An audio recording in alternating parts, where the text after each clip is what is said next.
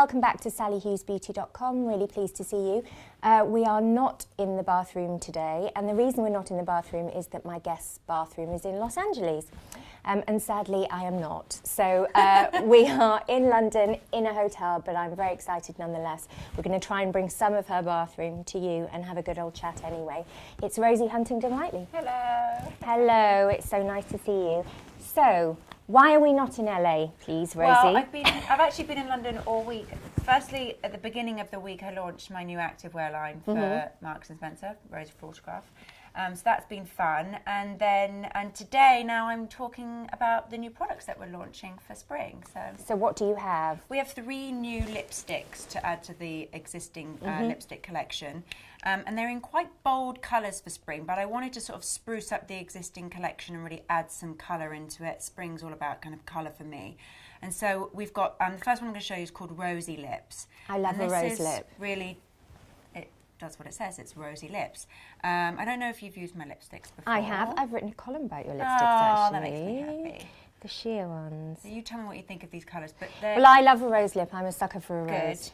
Good. And then this one is sort of this one is more of a, it almost looks, it could be more of a wintry colour, but I actually think this is a really sort of trend sort of spring look at the moment. There's kind of really bold, strong, almost deep plum.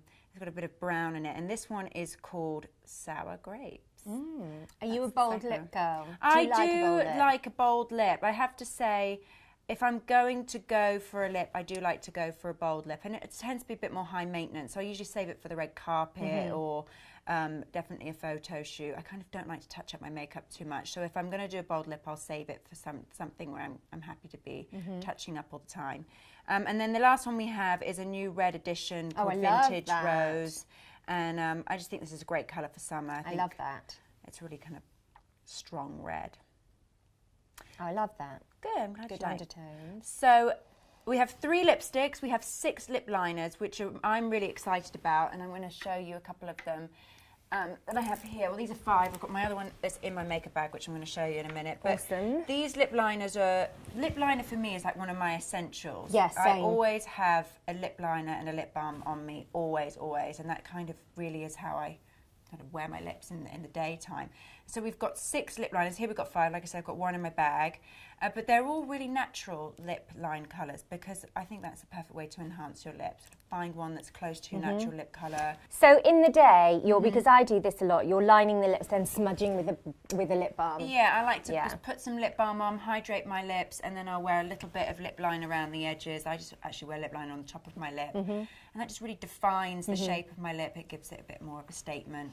And then, like I said, in the daytime I wear pretty natural lip shades, and so all of these lip liners were kind of designed for natural lip colours in mind. That's a good one. Yes. It's like a real 90s supermodel on that one. Yeah, isn't it? yes, it's that kind of Linda Evangelista. So we've got those, and then actually, shall I just go straight into showing you what's in my makeup bag, because I've got the other product in there? Yes, what I was going to say to you though, just before we do that, when you're talking about the colours and how much you love lip liner and so on, at which stage are you coming in on these products? Are you saying, do me a lip liner in roughly this colour, this colour and this colour? What does the process look like for you when the products are being developed? The process for me is I'm involved in every part of the process. That's really important to me, and that was always kind of the thing that I stuck by from the very, very beginning, was that everything that has my name on it, I have seen and approved and loved and tried and tested.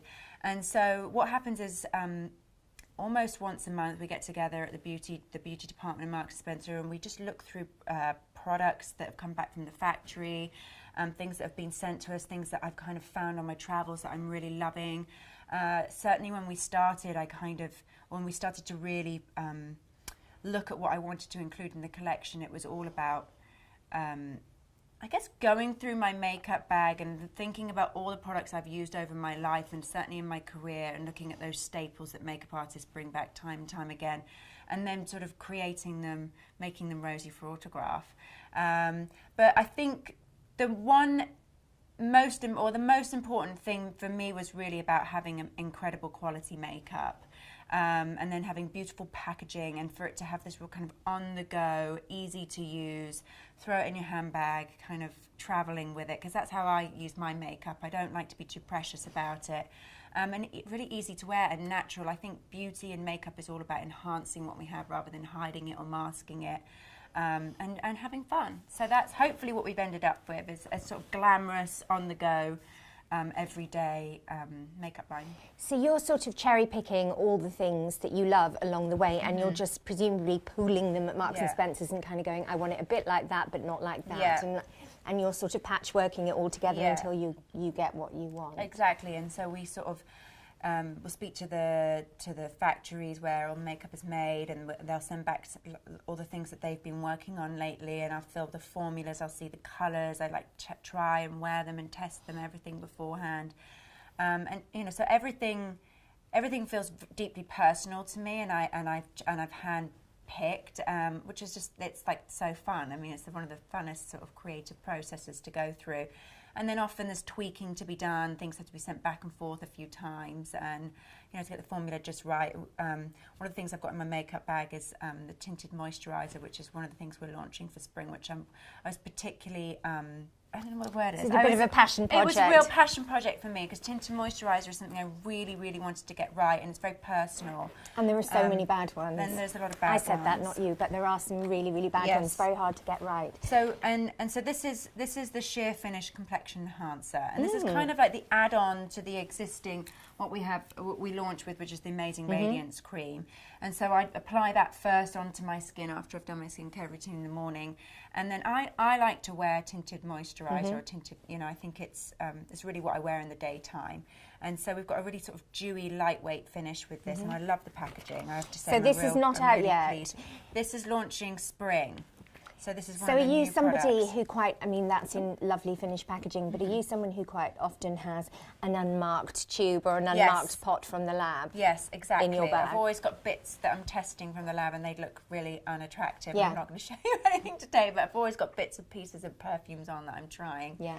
And that is really fun, but I'm only going to show you finished products Okay. today, because it's very interesting. So that's the number one thing that's in my makeup bag. So we're particularly proud of this? I'm very proud of this. I love the packaging. It's very on the go. It is nice packaging. And that's kind of pump. I like a It pump comes in applicator. 6 colours. Oh, that's pretty good. It was really important to me that we kind of try to embody all skin tones and make it available for everybody. That's a nice texture, you know. Thank you.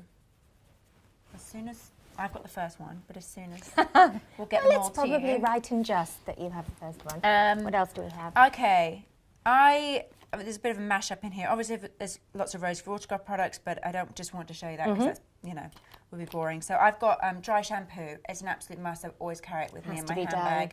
Moroccan oil is one of my favourites. The light tones is what I use on my hair. You would probably use dark tones on yours, but that's great, especially when you're kind of on the go. If you're going from work out for the evening, or I'm going from the gym and I need to kind of not look. Does your sweaty and hair, horrible. with modelling, does your hair take a battering? I suppose it does. I'm pretty lucky with my hair. I suffer more with my skin. My hair is strong and healthy, and I have to pay more attention to my skin. I always think it's kind of one or the other, but it does take a battering. I mean, you're kind of in, you know, under heat process almost every day with you know, doing what I do. But luckily, I get to work with the best of the best. You always take care of my hair, and then it's about really, I guess, indulging and investing in the best kind of hair care I can. So. Moroccan oil is one of my favourites, and right now I'm using a Redken shampoo, which has been really, really good for me. Yeah, Redken's fab. Okay, so one of the things, actually this is great, is the Rosie Photograph makeup palette, which we launched just before Christmas, and this was a great stocking filler and was really successful. And we've got the bronzer here, we've got the cream blush, we've got the highlighter, and then we've got 6 eyeshadows. So that's really great for keeping in my makeup bag and travelling with, and I've kind of got everything I need in there. Like I said earlier, lip balm for me is a must. So by Terry, a bit of an icon. Do you use this one? Yes. I mean, I'm never faithful. I can't be monogamous to lip a lot, balm. but I always come back to But this it's a great one. I love this one because I'm a sucker for anything that smells like roses, obviously. Anything that's pink and pretty. So this By Terry one is beautiful, and it's actually a really nice base to then putting a little bit of lip liner on, because it's kind of... It's not too glossy and jammy, is it? Yeah, It's just kind of soft. So I'll use that with a little bit of lip liner just to define my lips for the daytime. And is this one of the new colours? It's one of the new colours. That one's called Camisole. It's got the sticker stuck on it. Nice. And then if I wanted a bit more colour, I would use one of my lippies or one of my lip glossies. What else have we got in here? One of my perfumes. Which one do you wear? This is my first one. I wear all three, obviously. I love them. But my first one, I guess, is the one I have the most. First love. My first love, exactly. So this is the simple perfume that's Rosie Photograph, and I don't know if you've ever smelled this one before. Have you always loved perfume? Always. I was just saying. Are you somebody with stacks of bottles lined up? I have lots. That's lovely. I'm sad that you can't be in my bathroom because it really is my bathroom, and it's kind of my.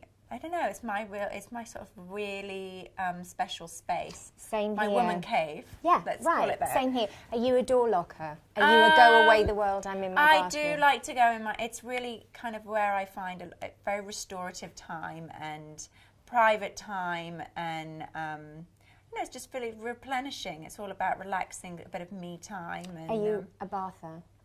I am a bather. I am.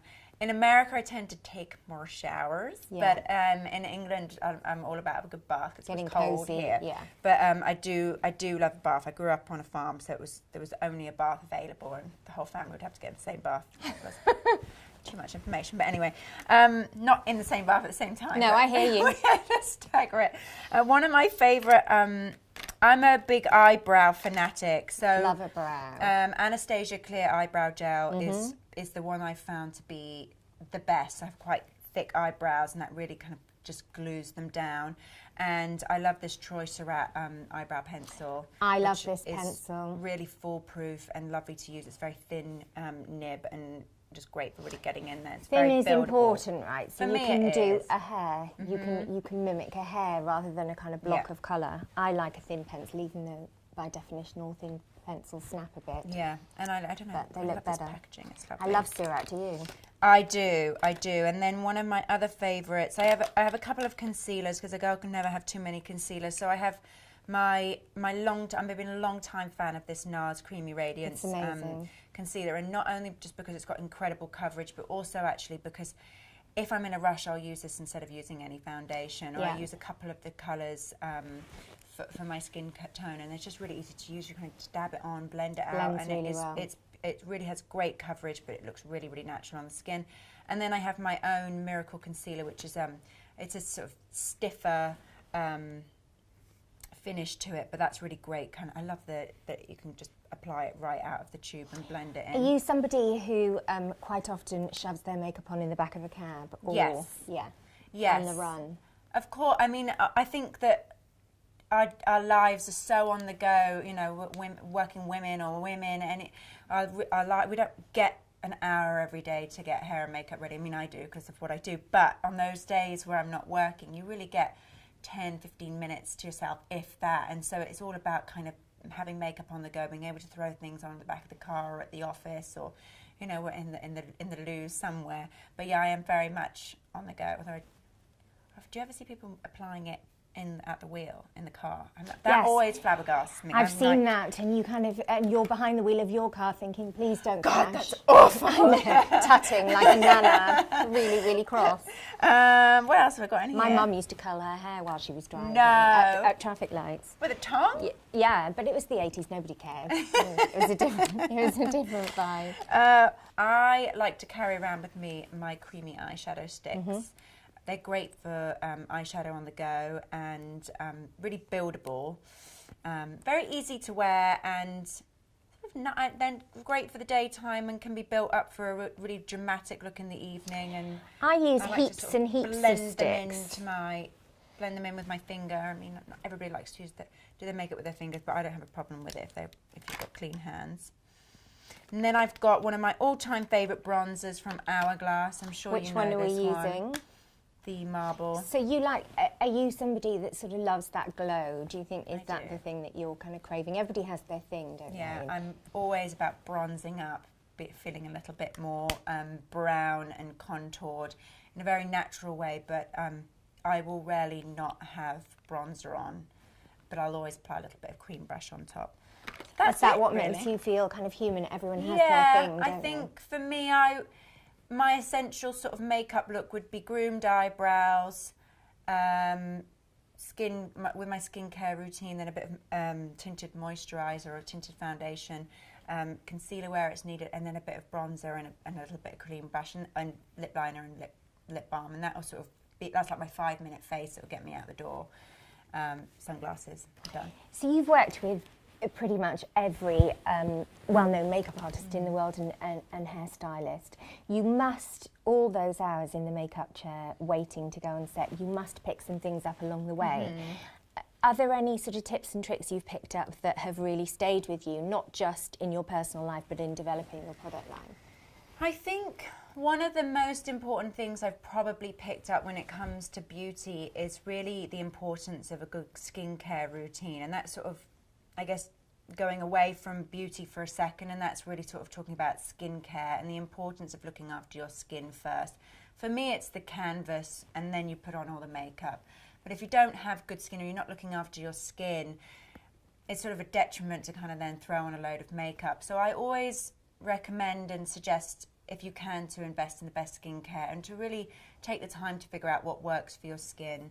I'm very loyal to a couple of brands that I love to use. Caudalie I love, and I love a brand called IS Clinical, which is a bit more of a scientific brand, but really seeing great results using their product. And what's your skin type? What are your gripes?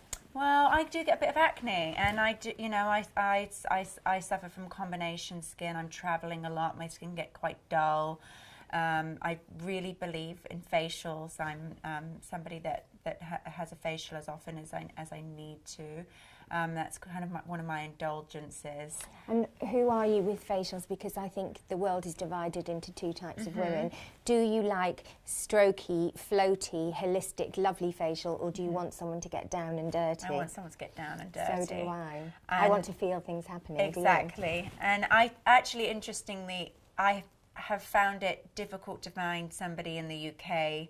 Maybe you can help me out with that. I can help you with that. In London, I see an incredible doctor here called Dr. Nigma Talib, who I'm sure you know, and she gives me these beautiful oxygen facials, which are great, like right before an event or a red carpet, or something that I've got going on the next day. But her beauty philosophy is all about starting from the inside out. So I love working with her. And then in America, I see my facialist in LA, who I've been seeing for a long time now, called Shani Darden, and she will get down and dirty.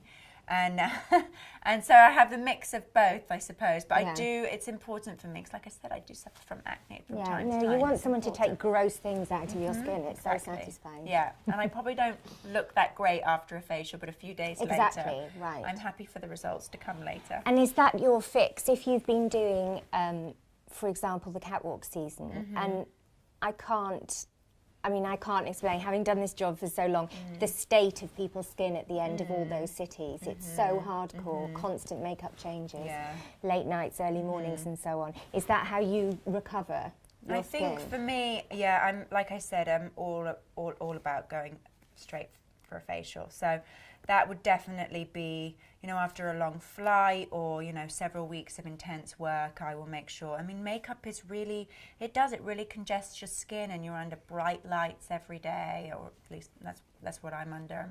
And so it's important for me to make sure I'm really cleansing and keeping my skin really clean.